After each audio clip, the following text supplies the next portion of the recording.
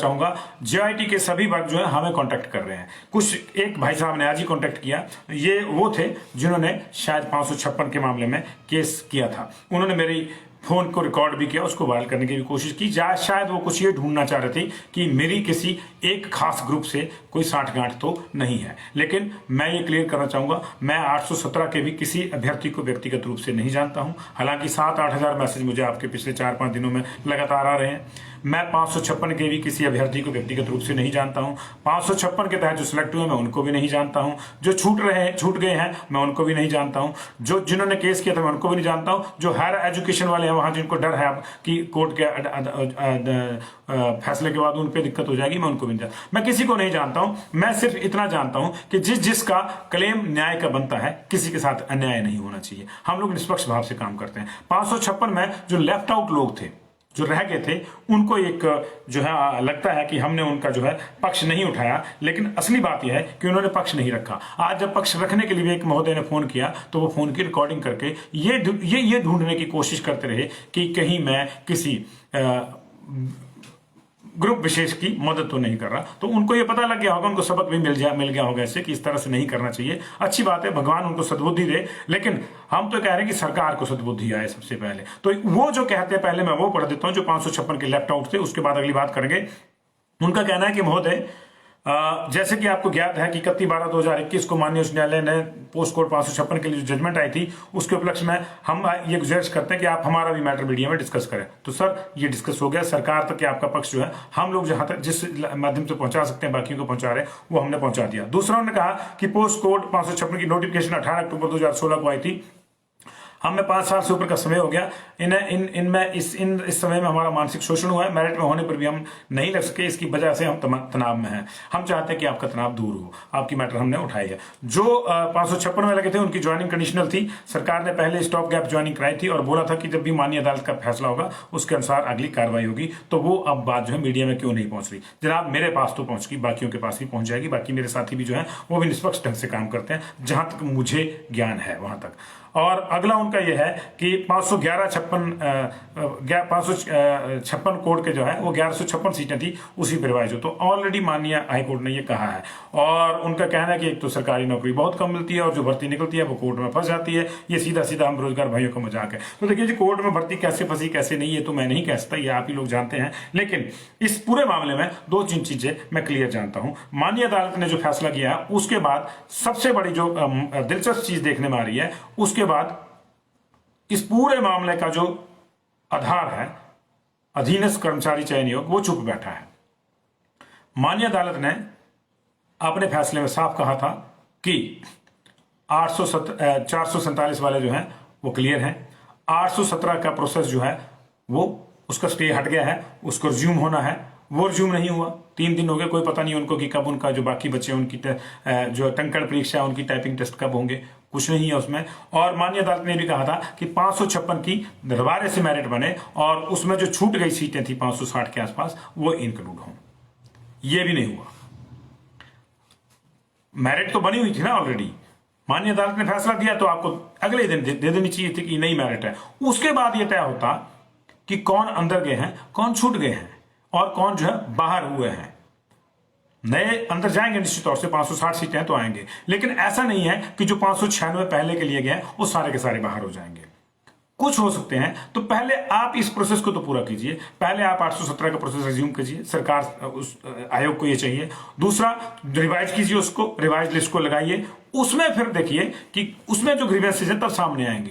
लेकिन कहीं हाथ ही नहीं डालना, चुपचाप बैठे रहना और ये टाइम गेन करना, ये अच्छी बात नहीं है। ये अच्छी बात नहीं है। हमारी बहुत से लोगों से बातचीत हो रही है, बहुत से एक्सपर्ट से, बहुत से वकीलों से हमने बात करी, बहुत से शिक्षाविदों से हमने बात करी, बहुत से रिटायर्ड ब्यूरोक्रेट से हमने बात करी, दूसरे जो समाज के जो बड़े लोग हैं, जो समझदार लोग हैं समाज के, हमने उनसे बात करी। और हम उनके आधार पे हम ये कह रहे हैं, ये मेरा व्यक्तिगत निष्कर्ष नहीं है, उनसे जो हमने बातें करी। हम लगातार दिन में 50-60 लोगों से बातचीत करते हैं और ये पता करने की कोशिश कर रहे हैं। हमने एक पोल भी चलाया था कि होना क्या चाहिए इस मामले पे। तो जो उभर के आ रहा है मामला, जो मैक्सिमम लोग समाज के चाहते हैं, जो हम चाहते हैं कि सरकार तक पहुंचे, वो चाहते हैं कि एक तो कोर्ट का फैसला तुरंत प्रभाव से लागू हो जाना चाहिए।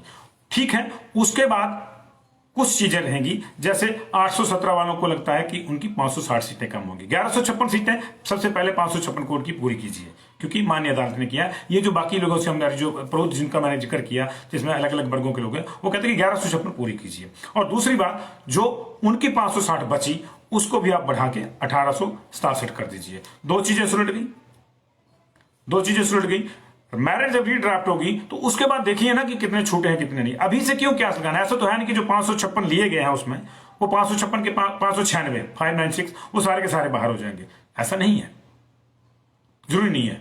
बाद में देखिए ना कि कितने होते हैं, 2 होते हैं, 20 होते हैं, 200 होते हैं, 596 तो नहीं होंगे। तो उसके लिए जो है सरकार अलग से कोई नया प्रावधान करे, क्योंकि मैक्सिमम लोगों का, चाहे वो शिक्षाविद थे, चाहे वो ब्यूरोक्रेट थे रिटायर्ड हमारे जिनसे हमारी बात हुई, चाहे हमारे वो वकील थे, हमारे 2 रिटायर्ड जजेस से बात हुई, उन्होंने भी यह कहा कि सरकार चाहे तो क्या नहीं कर सकती। सरकार को क्या करना चाहिए कि माननीय हाई कोर्ट ने जो फैसला दिया है पहले उसको अक्षरशः लागू करें, उसके बाद अगर कोई लेफ्ट आउट रह जाता है तो फिर उसके बारे में अलग से प्रावधान करके सोचे। क्योंकि देखिए 817 वालों ने कंपीट किया 1867 पोस्टों के लिए, ठीक है। 556 वालों का ग्रीवेंस है कि हमने जो है 1156 पोस्टों के लिए हमने कंप्लीट किया था, वो माननीय अदालत ने कह दिया कि वो पूरी करो, तो उनको पूरी कीजिए। उसमें जो लोग अंदर होने उनको अंदर कीजिए। अगर फिर उसके बाद देखिए कि बाहर कौन जाते हैं मेरिट के बाद, जरूरी नहीं है सारे जो पहले लिए गए सारे के सारे जो है वो बिना मेरिट के थे, वो भी मेरिट में थे।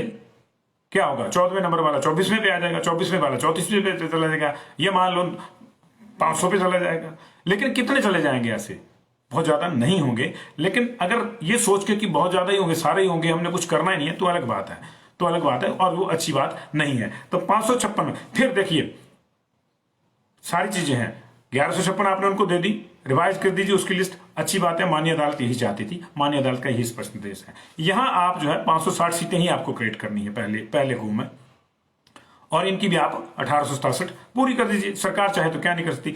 फिर वो लोग जो बच गए, जो अनफॉर्चुनेटली रीमैरिट में मान लीजिए 2, 20, 200 मैक्सिमम, इतने से ज्यादा क्या होंगे, अगर वो बाहर चले गए हैं तो आपने जो अभी 250 पोस्ट एडवर्टाइज करी है, आप चाहें तो उनके अगेंस्ट उसको एडजस्ट कर सकते हैं, क्योंकि उन पोस्टों का अभी कोई प्रोसेस जो है वो शुरू नहीं हुआ है, सिर्फ आपने एडवर्टाइज करी, लास्ट डेट भी अभी पड़ी है, तो लास्ट डेट भी क्लोज नहीं हुई है, तो सरकार कर सकती है। फिर कुछ उसके बावजूद भी कुछ लोग बच जाएंगे, 5, 10, 15, 20 लोग बच जाएंगे। ऐसे हो सकता है कि जिनकी नौकरी फिर उस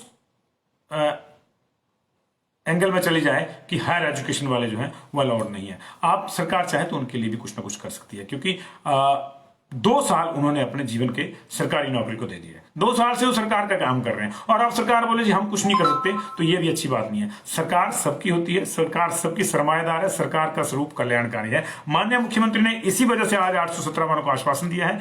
पिछले कल उन्होंने 556 वाले जो लगे हुए हैं उनको आश्वासन दिया था, और निश्चित तौर पर जो 556 के लेफ्ट आउट हैं उनको भी आश्वासन ही है। उनको लिए तो कोर्ट ने कह दिया कि उनको लगाओ।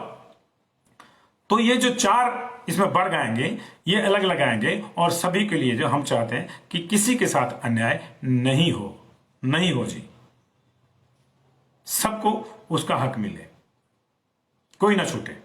जिसकी नौकरी लग गई है उसकी भी नहीं जानी चाहिए, जो पात्र है लेकिन बाहर रह गया था नियमों के घालमेल की वजह से वो भी अंदर जाना चाहिए, और जिनका कोई कसूर ही नहीं 817 वालों का, वो उनकी भी पूरी पोस्टें होनी चाहिए, क्योंकि फिर उनको लगेगा कि हमारे साथ अन्याय हो गया। कोई बड़ा लंबा चौड़ा मामला नहीं है, जितना डिले करेंगे उतना परेशानी होगी, क्योंकि डिले जो है justice delayed is justice denied, तो ये डिले नहीं करेंगे तो अच्छी बात है। माननीय अदालत ने साफ कह दिया। इसके बाद मुझे लगता है कि अब तक तो ये सारे एक्सपेक्ट कर रहे हैं, हालांकि कोई टाइम बाउंड नहीं किया है माननीय अदालत ने, लेकिन इतने लंबे से मामला खिंचा हुआ है, इतने लंबे समय से चला हुआ है, 5 साल तो 556 वालों को लड़ते हुए जो लेफ्ट आउट थे वो मामला चला हुआ है, तो इस चीज को जो है कर देना चाहिए। तो इसमें इतना स्टेक है, हम 556 वालों के साथ जो नौकरी कर रहे हैं उनके साथ भी उनकी नौकरी नहीं जानी चाहिए, पहली बात।